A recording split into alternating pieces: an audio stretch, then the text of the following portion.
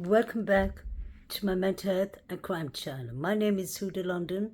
This is all my thoughts, my speculations, and my opinions. Today I'd like to talk about the documents, the new documents that have come out from everything that has been on gag order. Let's not forget, Judge Hippler said that not everything is not going to be let off the gag order. They're going to basically evaluate and assess what they want the public to see and what they intend to keep in gag order. So I find it very strange with the things I've already heard. Let me summarize some of the things I've already discussed and read to you all about. The one about Jack Showalter, John Roger Showalter Jr., who has his own things going on personally in his life, own issues, as harassments. I've spoken about him. Maybe 65%, 75% of what I've spoken about on my channel is about the fraternities and Showalter. I believe I'm one of the very few people who doesn't believe that Showalter was escorting the girls that night. I do not believe that. Every behavior pattern of his that I was analyzing personally, and everything I was watching him do that night, or basically things he did not do that he was supposed to do, like order food. Obviously, it's not compulsory to order food, but that is kind of strange. Why are you at a grub truck if you're not ordering the main thing people come here for? That is one thing. I don't like the fact that he has connections. He went to the same high school with DM. We've seen the picture of BF sitting on Showalter's lap. Now there is two surviving roommates and Showalter, who's the neighbor, who seems to be the one having issues with women more than BK could ever dream of having issues with women. I'll give you an example. They keep on, the mainstream news media keeps on acting like BK is an incel and he has issues with women. That is not true. BK had incidents basically. He had a strict pattern, a strict behavior of correcting grades. And even the male students said at times that he graded them all harshly.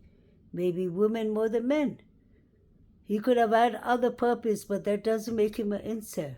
But when I move on and look at a Showalter, everything about Showalter really makes me wonder, concerns me about his involvement that night. It came out even in the documents that Showalter was at the grub truck. Showalter was upsetting Maddie. She reported him to the bartender or the bouncer, got him kicked out. Yes, that was Showalter. I've never stopped talking about that in my channel because Showalter wasn't there to escort the girls. That's why he was so upset when the girls actually left him. That wasn't part of his plan. That wasn't in his agenda. And I think that is what could have triggered him more. People who have issues, whether it's with females, whether it's with frats, whether it's with everyone he seemed to have had issues with, allegedly, he is going to react some kind of a way. And he had anger managements. Now the thing about Showalter is people forget that he's a skilled hunter. He's a skilled wrestler. And that gives me the creeps. We've seen him with pictures at 16 years old with 2 K-bars, one in his hand and one on the ground. We saw how he dismembered the animal. They're supposed to even have respect. Hunters usually have respect for the bait they kill. With Showalter, I think he's just born a privileged kid, so he doesn't care. He doesn't. And then you have the detective who went to Showalter's house, got a warrant, and he saw some brown stains that look like dry red liquid stains. Showalter, I personally believe, jumped into a white car. I showed you all that many times in my channel. He jumped into a white car. This was at the grub truck, right after the girls left. It looked like I don't know what kind of car. It could have been a Hyundai Elantra, but he jumped into a white car, and the white car drove right after the girls left. He lives only a minute away from the girls. He seemed to have been giving eye signals to many people at the grub truck. Pay attention to that. As soon as he walked into the grub truck, his whole demeanor changed. You could see he was trying to fix his cap. He was trying to hide. He was trying to hide at the grub truck from the camera because he knew exactly where the cameras was located. This is a smart man. Picture this, Zana was stabbed 52 times. Half of it was defense wounds. Her hands were severed. Kaylee was stabbed 22 times. Her whole face was disfigured. So you have to think, this is impossible. I don't care what anyone says. I don't mean to be rude.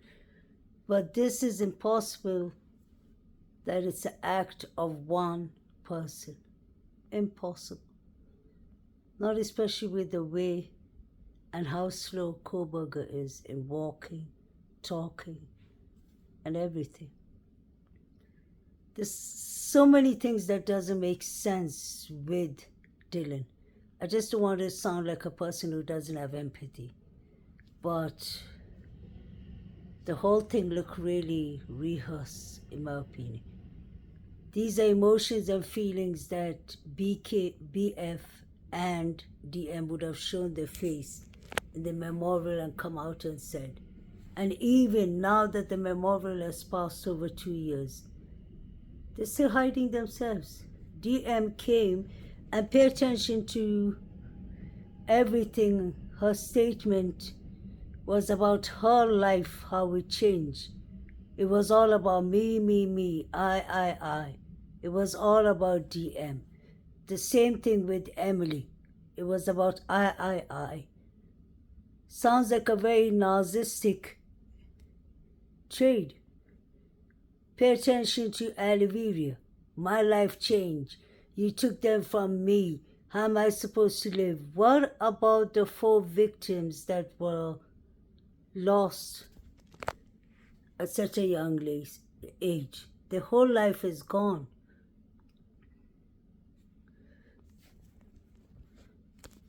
Why didn't they talk about that the girls had so much to live to that I wouldn't see the wedding day and gonna miss seeing their children and grandchildren and the sisterhood and all? I didn't see much of that. Everyone sounded more like it was about themselves. I liked how the Chapins spoke. Not the Chapins, sorry, they didn't even bother to show up. I mean, what's it called? Zana's mother and auntie. They said, we forgive you. I think that was really, takes a really tough human being to say that. I mean, no one ever have to be put in that position.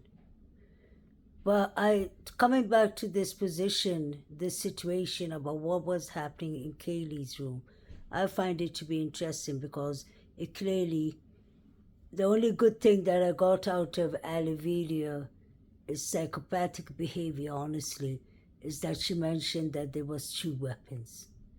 2 weapons. I find it hard for one person to be running around with 2 weapons, using one to stab 50 times, 52 times Zana and 55 times Kaylee. Forget about Maddie and Ethan. We're talking about somebody poking people maybe together 98 times or 95 times.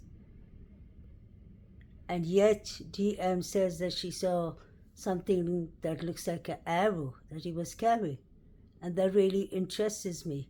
I wonder if DM is lying to us and it was Shawalter the whole time.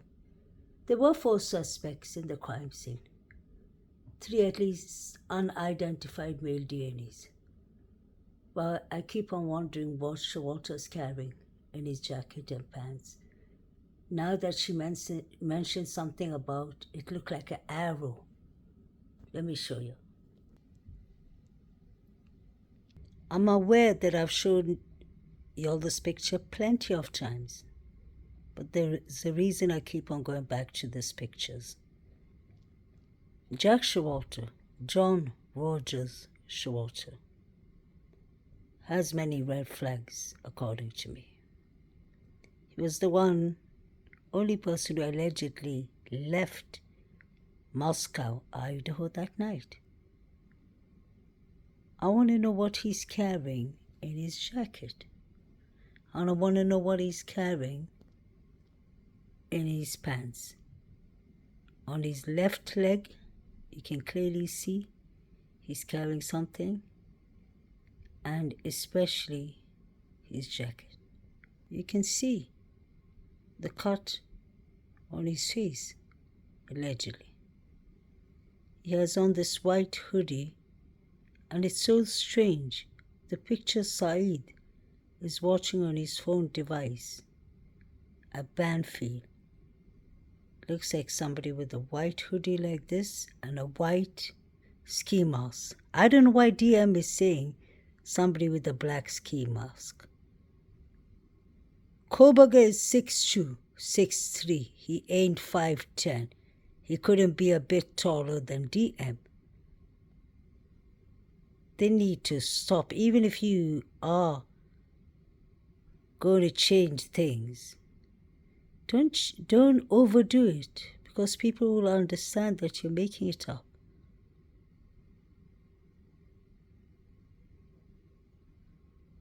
He got thrown out of the fraternity. Not only fraternity, he got kicked out of the corner club that night. He got kicked out of the corner club. I repeat it. So every time I said that, it wasn't alleged. It was a fact. Look at his eye. Could he have come back? Could he have come back for revenge? Don't forget he has anger management. He's a well-off young student. His father's a surgeon. Mother and 2 brothers are doctors. They have a whole road or street named after the Shawalters in Idaho. David B., David Lott, Jack Shawalter,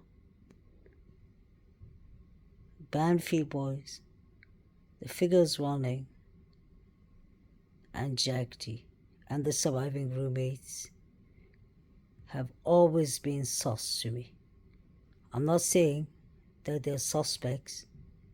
I know Koberger pleaded to these crimes for whatever reason, but what I'm trying to tell y'all is I don't trust their stories. You can add Emily and Hunter too.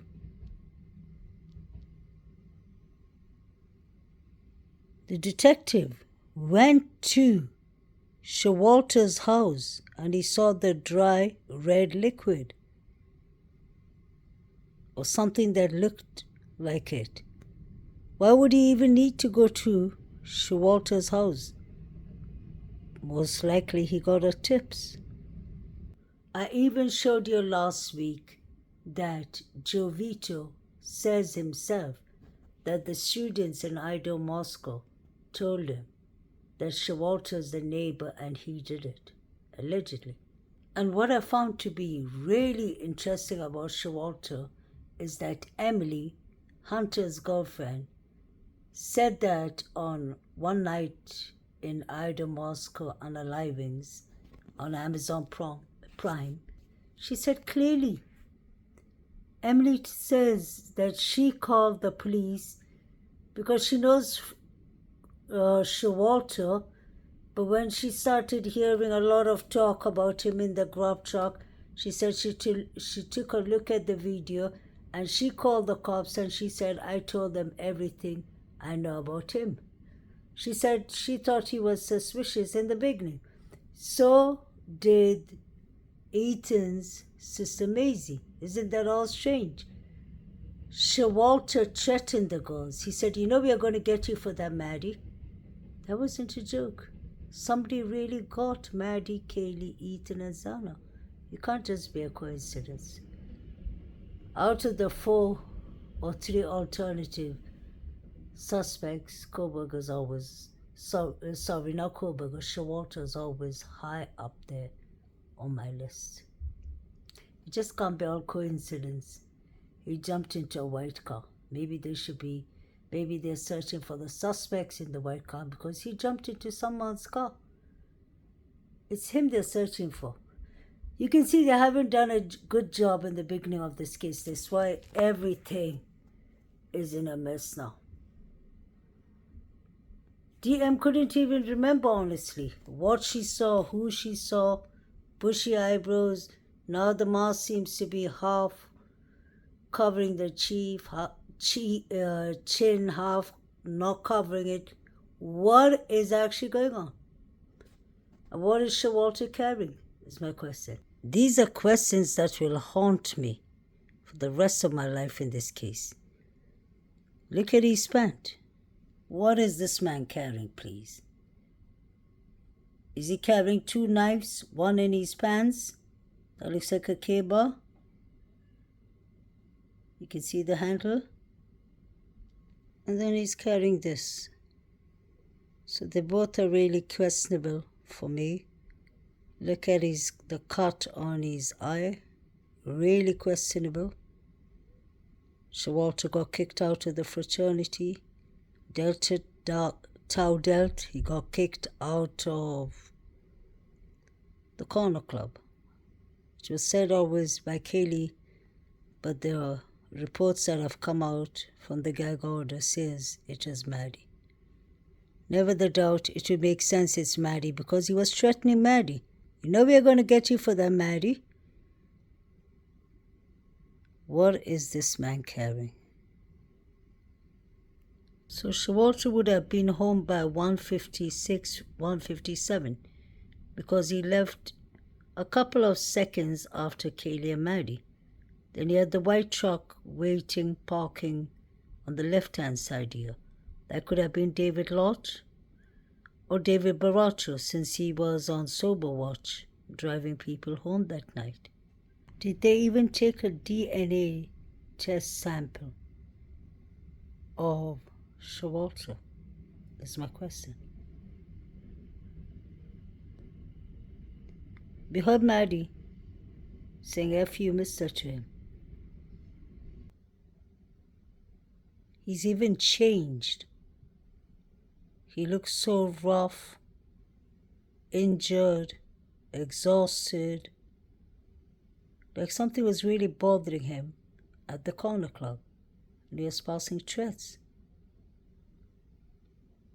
I showed you all this before. Alivira was online in the beginning of this case asking people if it's true if Jack Roger Showalter left the country.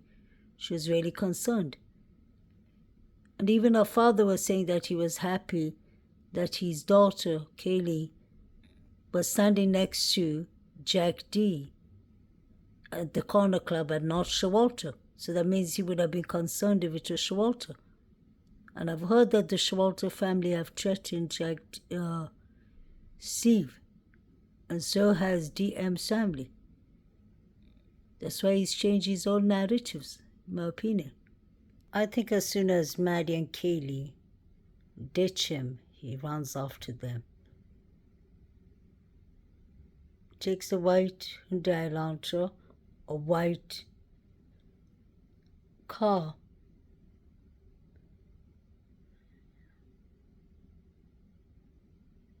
and just barges in. And I don't think it's him alone. I think, in my opinion, this is all my theories. The Davids are involved. The Banfield boys are involved. But they dealt with Xana and Ethan earlier. I want to say it once again, this is all my thoughts, my opinions, my speculations, and nothing else.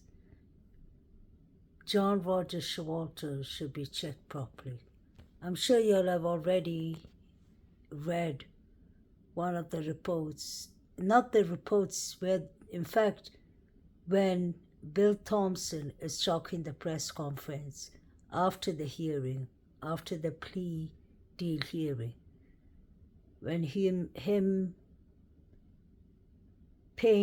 Brett Payne, and the other officers are talking, and the detective, you clearly hear,